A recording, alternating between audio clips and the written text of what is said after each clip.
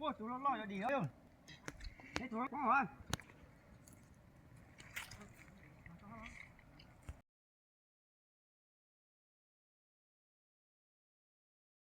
Đấy, tươi không ta?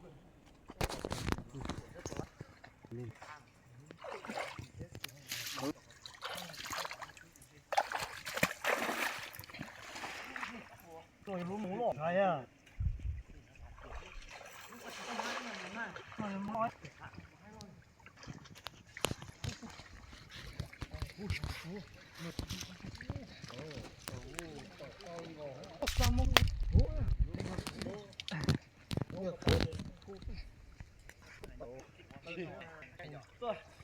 Tôi chăn đâu bé mình tôi châu à.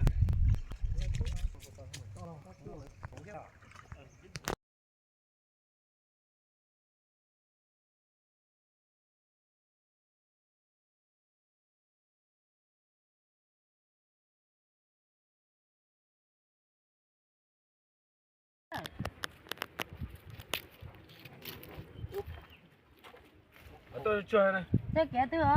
Tôi chơi ảo lúa bà để có làm đau. Ôi dồi, chúng nó thành nhàn luôn. Mấy cái lúa mà. Cơ lúa chúng nó thành nhàn luôn, ta nhàn lấy à? Nga cao là trâu của trâu, mà nhớ ta chỉ đến một ngày. Mấy cái anh nhớ tí có cái hồ đấy cỏ. Đắp lấy hộp cơm à? Rồi té nó mót té nó tay. Xe nó quay thế là cho tôi ói rồi tôi lòng hết rồi. Thế coi chỉ đồng thời với nó là cái chín. Ô, lên tụt chưa? Cô đặt chưa? Ô, chuyện gì đó này. Đến đâu bây giờ thằng kia là bây giờ. Đâu thì giờ đi khói chị mà. Lấy dùng sát tí nó đầu Cái này là mua cái hai cái nhá. Này nó chưa? Coi giờ.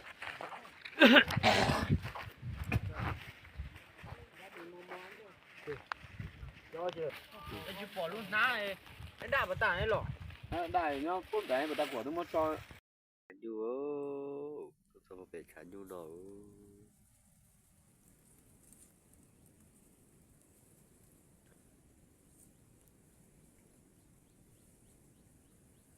nên là chỉ hành đo ta nhu chừng cũng cho hành đo nó xưa đâu mà nhưng mà chỉ môi rong no thì nữa ít trong không như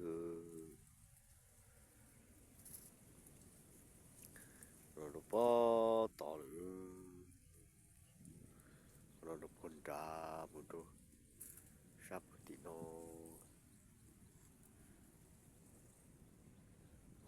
phải nó bỏ tỏ nó con trà kia họ nó theo pha lên nó sẽ vào sáng đàn tê bể tê đo tà hú li đo đủ cho li họ để nó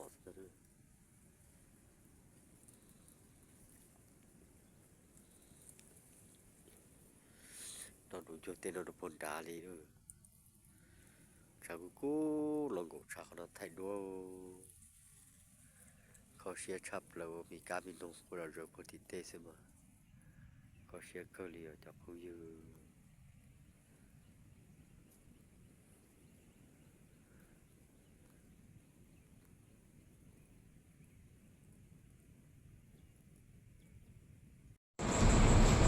nó rồng nó ít trồng không biết gì bây tôi cho bể bây tôi cổ ốm màu có mò bây tôi cho bể sạch tái nó lâu màu tao bỏ kế đi nó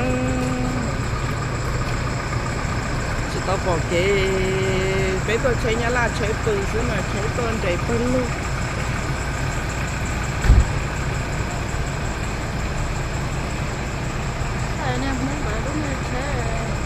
mấy mùa em đó nè lớn có ý lớn gì nè ý tôi chỉ biết phải vậy cái gì năng vậy đây còn nhá cái tôi cho chị tụi em bóng cá chị nhập con hộp bát xăm thế chị thì mà là cá tốt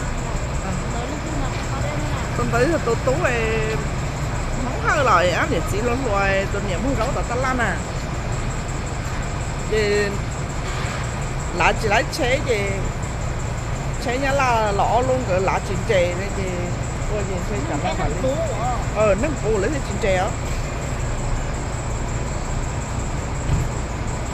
thì bây giờ tôi chế của nó một bể xài nửa nó thì mỏ lú chế là nó bây gì lăng về một y lô lâu lắm Ô hả?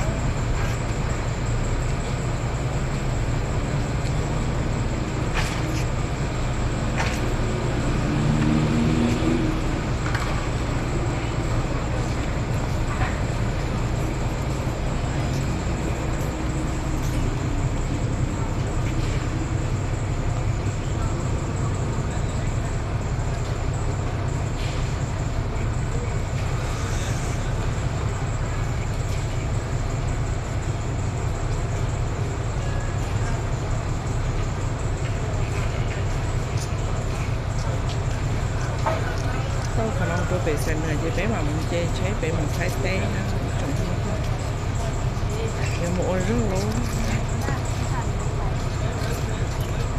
một thứ nhà thái tê nó bé một xẻ cá chi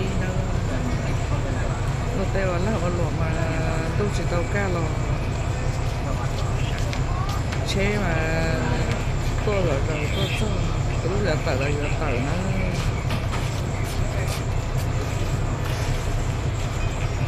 tôi y mỏ nói chỉ chung rồi nó Sao mua số là mát?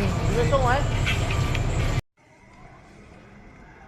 nói cho bé to đồ sải nửa là nữa bé tôi chân đã sải tay gì bé họ để chế để bé lò đồ sải nửa chỉ bé nó chỉ tao mua chế bé nó sải nửa bé nó rất toแล้วchỉ tao tôi chỉ tao mua năng bé tôi chân rồi bé tôi y ta mỏ tôi ta mỏ bé tôi cho đồ nhà bé nó chỉ tao mua năng chơi tròn tôi rồi tên gì nó tôi phải cho cái này cái mặt tuần gì đôi chế ken tháo nữa chế tiền cho ya tụi con cái nó là chờ bự đó chỉ nói là chế so chế ngã la nữa xí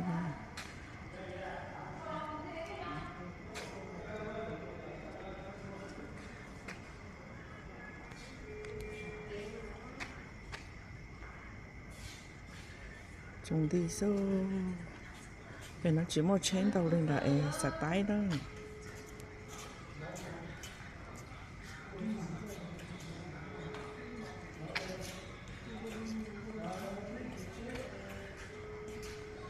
thôi lấy chỉ tao mà lấy của tao chờ chỉ tao chỉ cho lúa tốt mà lúa mì lo để với lúa của nó một cột té này xe này thì lúa tốt sẽ để in gì kì cho mong lúa ken tháo mặn lò nó nữa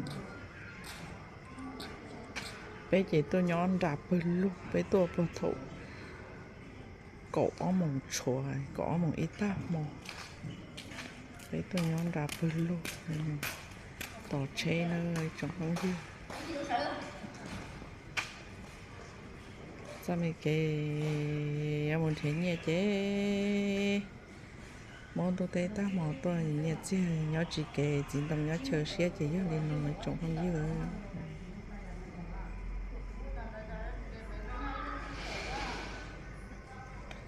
bên nó chỉ cho hông nam cho nó bên nó chế cho quả cho nó chỉ cho tụi về rõ chế quả nữa nhỏ xíu nó cho nó tao sợ